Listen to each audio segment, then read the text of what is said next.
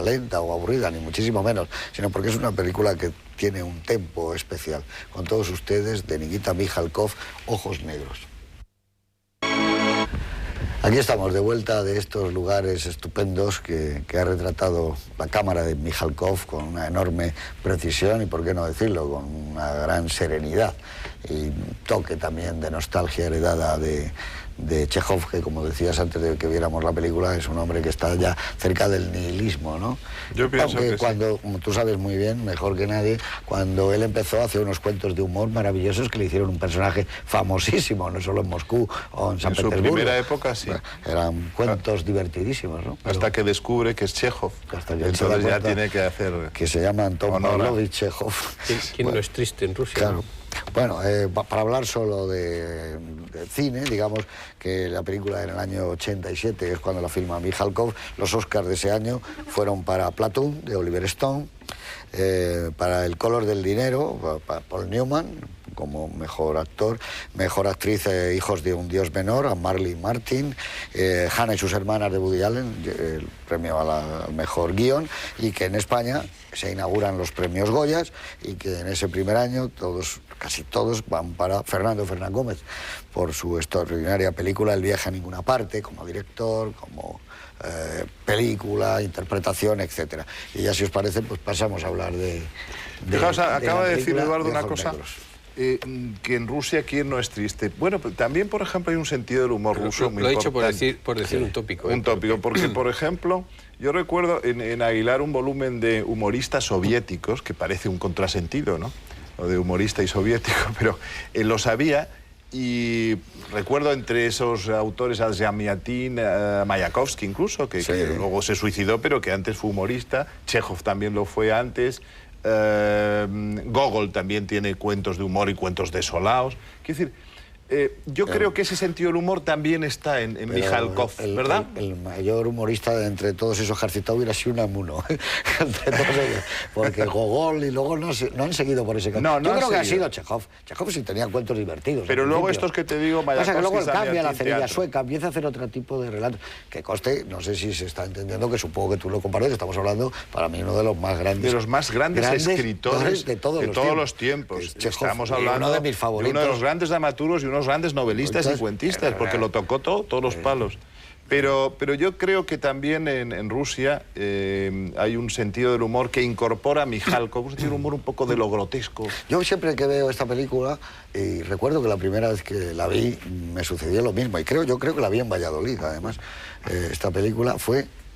el pensar, ¿qué hubiera hecho Pollack con esta historia de amor? O David Lean, maravillosa, de alguien que va buscando una mujer que ha conocido en esas circunstancias, en ese balneario, que al final da con ella, que se promete en amor, que al final es cobarde, que no se atreve a decir esa historia. Pues hubiera hecho una cosa más bonita. Una historia de un romanticismo fantástico. Yo no lo había pensado, pero más de David Lean, sí, aún. Sí, claro, es como Zivago, es una película fantástica. Como el doctor Zivago.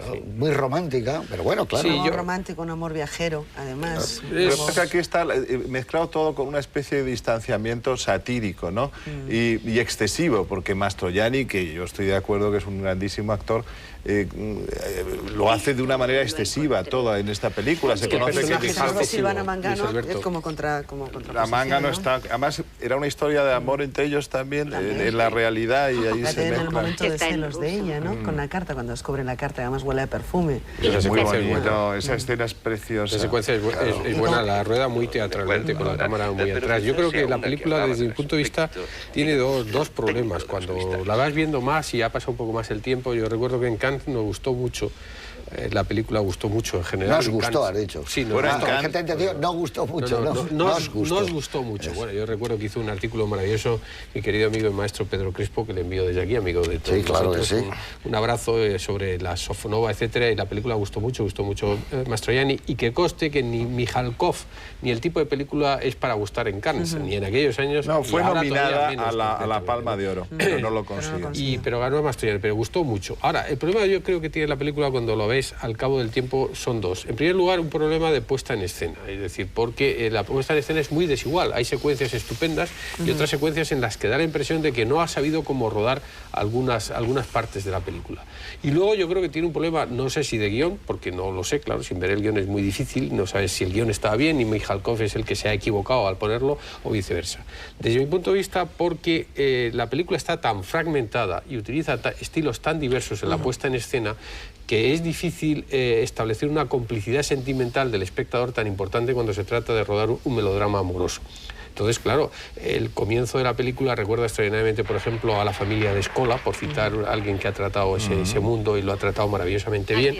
Hay momentos de Visconti, la secuencia que hemos visto... Tienes el Gato Pardo, Bear, de Villayonga. Y luego toda la parte rusa pues es muy parecida a otras películas suyas, de las que has citado. Por ejemplo, del Barbero de Siberia, que es una película también muy desigual, que tiene 45-50 minutos finales maravillosos. Desde mi punto de vista, a mí me gusta muchísimo, pues se parece extraordinariamente a todo lo que sucede en ese pueblo, en el que, bueno, yo creo que ahí la película está muy brillante, porque la sátira de la burocracia rusa, que parece que pervive hasta en nuestros días, con el cristal circulando por ese desoladísimo San Petersburgo, se supone, ¿no? El Barbero de Siberia, que a mí me gusta más que esta. Es una ciudad pequeña, ¿eh? No deja de ser muy compulsiva. El principio de la ciudad a la que va da la impresión de que pudiera ser San Petersburgo. Hay canales... San Petersburgo. Sí, San Petersburgo. San Petersburgo, pero luego va a ese pueblo donde ya es otra situación. Ahí, por ejemplo, hay uno de los momentos centrales de la película, dos secuencias o tres secuencias que son muy brillantes. La recepción por parte de ese marido tan casi extraído de Guerra y Paz, de la forma en que se presenta, cómo lo rueda, la persecución de ella y de él con la bandeja y la declaración de amor en el establo cuando deciden... Eso está en La Dama en Perrita. La escena del establo está en La Dama. Pero tú has citado, Eduardo, el Barbero de Siberia, que a mí me parece que es mejor película, que está mejor filmada, pero es igualmente compulsiva. Cambia mucho. Esa es la palabra. Nunca sabes a qué carta quedarte de puesta en escena, lo cual no digo yo como crítica, pero el arranque, cuando él va con el cristal, si te has dado cuenta, Luis Alberto, es el Barón de Munchausen. Bueno, claro, es que ese es el toque excesivo. Y los brazos, es como, de repente estás viendo otra película. Es verdad. Pero festiva, es el Barón de Munchausen. Al final tira esto. La locura absoluta. Una vez que consigue la firma del papel... Cuando ya consigue esto, tira todas estas cosas y dice, ahora voy a buscarla a ella. Pero nunca tienes la sensación de que es un amor, no sé cómo decirlo, maduro, ¿no? No sé cómo decirlo. Hay una frase maravillosa... Entonces es muy difícil centrarte en la película. Es una película sobre un inmaduro, y la película es inmadura a la hora... Yo creo que él no ha sabido capaz, ni en el guión, en el que probablemente la parte italiana tiene mucho de Suso, Cecchi, D'Amico. Sí, y la parte de Marta Keller tampoco está bien sujetada. A mí, curiosamente, los tres personajes femeninos me parece que son tres personajes muy fascinantes. Me refiero a tienes toda la razón, son personajes... Mangano también. Son Robinsones en una isla de esto. Y también porque como tienes un personaje que es un chisgarabís, un badulaque de arriba abajo, claro, y la película la cuenta él, si hubieran sido las mujeres unos personajes más integrados en la historia y no secuencias maravillosas, así sin más... aisladas. Pero iba a decir una frase, Beatriz. No, pues... Sí, ahí hay una frase maravillosa, que es lo que comentabais del espejo, del cristal, vamos, y es cuando él dice pues que no se preocupe. Ahora mismo no me acuerdo cómo se llama, que está preocupado, este ecologista está preocupadísimo por la instalación de la fábrica de cristales allí. Dice, no, si esto es mentira, esto es una patraña, yo solo he venido hasta aquí por una mujer, por amor. Y eso creo que ese momento, como lo dice además el guión, es una frase muy bonita. Pero efectivamente, si estuvieran las mujeres más integradas en toda la trama, en todo el desarrollo de la película, pues daría más solidez también, ¿no? Eduardo. Hay un diálogo yo creo que para la mí... La consideración de chisgarabís o de badulaque del individuo se prueba en el diálogo casi final con el ruso en el barco, cuando dice, pero si han pasado ya 8 años, hasta el perrito estará muerto. Además, dígame usted, ¿qué hubo entre nosotros después de todo? Y si hubo algo que fue. Lo que pasa es... Ya anula la historia de amor porque ni siquiera se la cree. ¿Sabes? Medio tonto, ¿eh? Claro, es que yo no estoy tan seguro de eso. Superviviente, Luis Alberto. Lo que pasa es que creo que su inmadurez, la inmadurez del personaje es importante. Creo que otro de los defectos siempre que tiene... miente, ¿eh? El superviviente de su madre. Hasta cuando va diciendo eso... Mentiroso compulsivo. No, y hasta cuando dice lo del perrito, al final que tú has dicho, miente, él siempre miente. Claro. Por eso está enamorado de ella, aunque dice que no. Él simplemente, por cierto, digamos que el final, uno de los finales eso era... cuéntalo, porque yo eso no lo sabía. A ver los finales. Sí. Y ahora diré yo El algo final es que ella no vuelve la que cara y no se sabe si es Si es ella ella. o no es ella. Pero él dice, decidí que no me iba a pasar toda la vida, que me iban a estar preguntando los espectadores, ¿pero era ella o no era ella? Entonces decidí que girara. Yo creo que es mejor que salga ella. Pero que la idea del final... ¿Se verán o no se verán? Y cómo se escribió es que al final ella se ya no levantaba... tiene nada que decirse, ¿eh? Y quedaba Creo yo. con un ¿Verdad error. que no? Exactamente. Ese amor está Nada. consumido por completo. Yo es que la versión